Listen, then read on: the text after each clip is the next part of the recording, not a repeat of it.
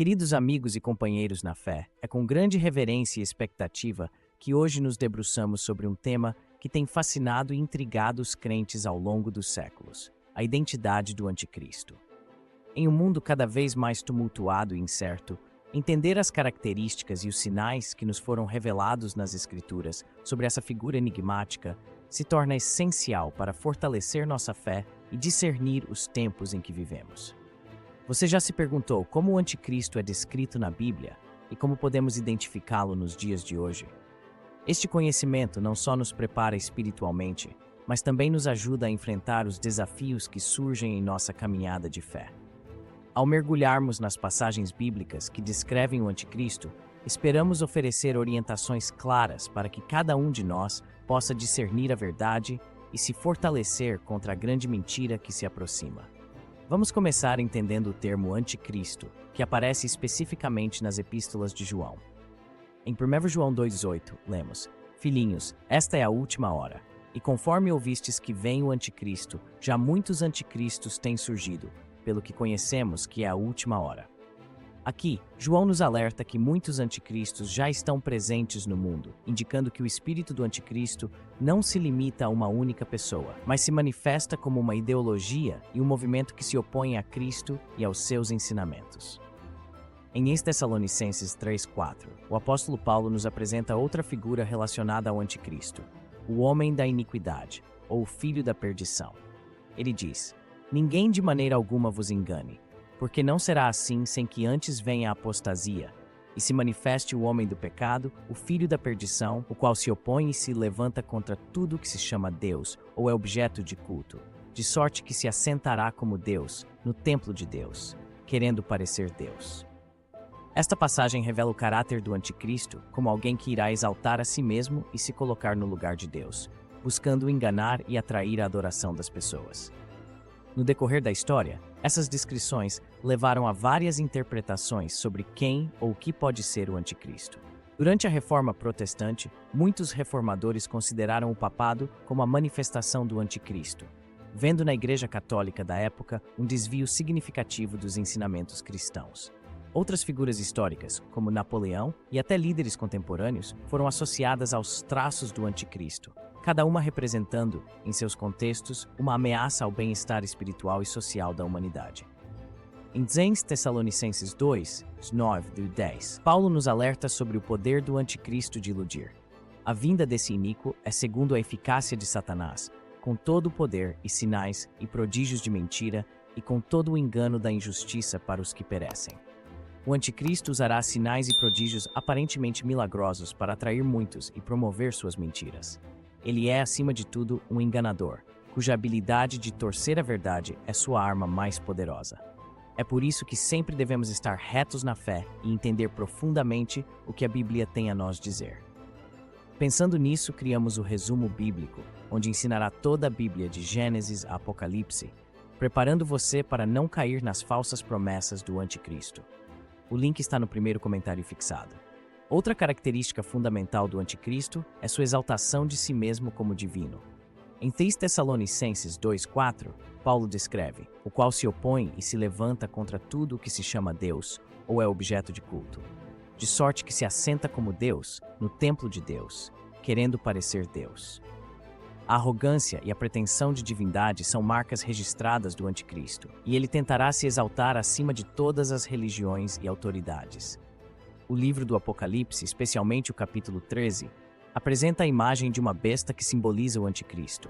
Esta besta recebe a autoridade do dragão, que representa o diabo, e governa sobre muitos povos, tribos e nações. Em Apocalipse 3, 16-17, lemos que ele forçará todos a receberem uma marca, e faz que a todos, pequenos e grandes, ricos e pobres, livres e servos, lhe seja posto um sinal na mão direita ou na testa, para que ninguém possa comprar ou vender, senão aquele que tiver o sinal.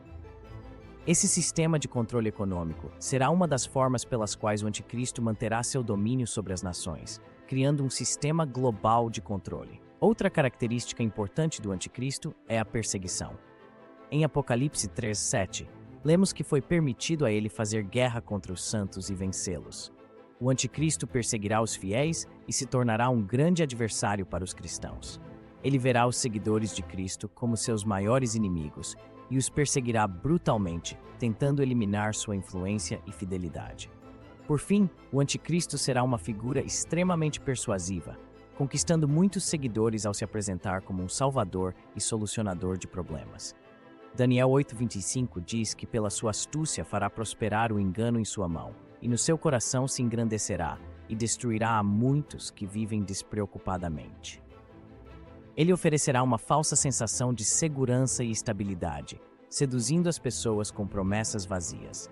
Para entender plenamente o papel do anticristo na escatologia bíblica, precisamos olhar para as profecias que descrevem os eventos finais do mundo. A Bíblia deixa claro que o anticristo terá um papel central no período conhecido como tribulação, um tempo de grande sofrimento e perseguição.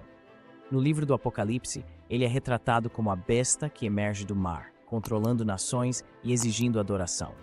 Ele também implementa um sistema de marcação, conhecido como a marca da besta, sem a qual ninguém pode comprar ou vender. Esta marca simboliza o controle total do anticristo sobre a economia global, destacando seu desejo de dominar todos os aspectos da vida humana. Além disso, o anticristo liderará uma campanha de perseguição contra os cristãos, fazendo guerra aos santos e tentando apagar toda a oposição à sua autoridade. Apocalipse 3:7 diz: "Foi-lhe permitido fazer guerra aos santos e vencê-los." Isso mostra que durante a tribulação, muitos crentes enfrentarão uma escolha difícil: seguir a Cristo ou sucumbir ao poder do anticristo. Daniel 9:27 nos fala sobre um acordo que o anticristo fará com muitas nações por 7 anos, mas ele quebrará esse pacto na metade do tempo. Esse evento é conhecido como a Abominação da Desolação, em que o anticristo profanará o Templo de Jerusalém, exaltando-se como divino e desencadeando uma onda de destruição. Sua ascensão ao poder e os eventos que seguirão são um cumprimento de várias profecias do Antigo e Novo Testamento, incluindo os alertas dados por Jesus em Mateus 24. Ele avisa que muitos falsos profetas e falsos cristos surgirão para enganar, se possível, até mesmo os escolhidos. No entanto, a Bíblia também nos assegura que o anticristo não triunfará.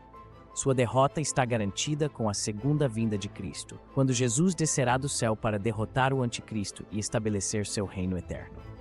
Apocalipse 19:20 afirma que a besta será lançada viva no lago de fogo, simbolizando sua condenação final.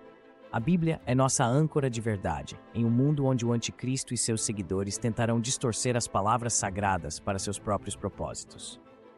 2 Timóteo 3:16-17 nos lembra: "Toda a Escritura é inspirada por Deus e útil para o ensino, para a repreensão, para a correção e para a instrução na justiça, para que o homem de Deus seja apto e plenamente preparado para toda boa obra."